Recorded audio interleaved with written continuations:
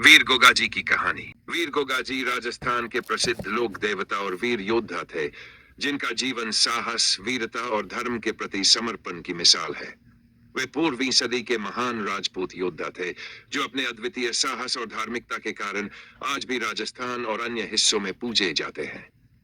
उनकी कहानी आज भी राजस्थान के हर गांव और शहर में सुनाई जाती है। वीर गोगाजी का जन्म राजस्थान के नागौर जिले के एक छोटे से गांव में हुआ था। उनका असली नाम गोविंद जी था। वे राजपूत जाति से थे और उनके पिता का नाम बकाजी था। वे बचपन से ही शौर्य, वीरता और धर्म के प्रति अपनी निष्ठा के लिए प्रसिद्ध थे। गोगाजी के बारे में कहा जाता है कि वे एक महान योद्धा थे। उनका नाम मुख्य रूप से उनके द्वारा किए गए युद्धों और अपने राज्य की रक्षा के लिए प्रसिद्ध हुआ।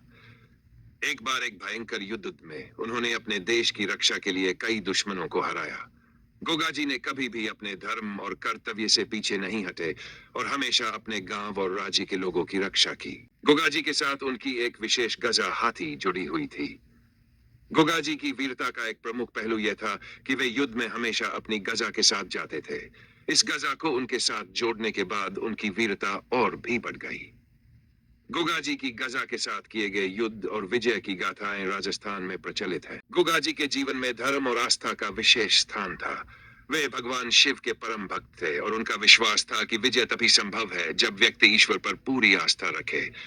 उन्होंने अपनी पूरी जिंदगी में धर्म, सत्य और न्याय का पालन किया। गोगाजी की मृत्यु एक युद्ध में हुई थी, लेकिन उनकी वीरता और धर्म के प्रति उनकी निष्ठा आज भी लोगों के दिलों में जीवित है। उनकी मृत्यु के बाद उन्हें एक देवता के रूप में पूजा जाने लगा। राजस्थान के विभिन्न हिस्सों में उनकी पूजा होती है और उन्हें लोक देवता के रूप में माना जाता है।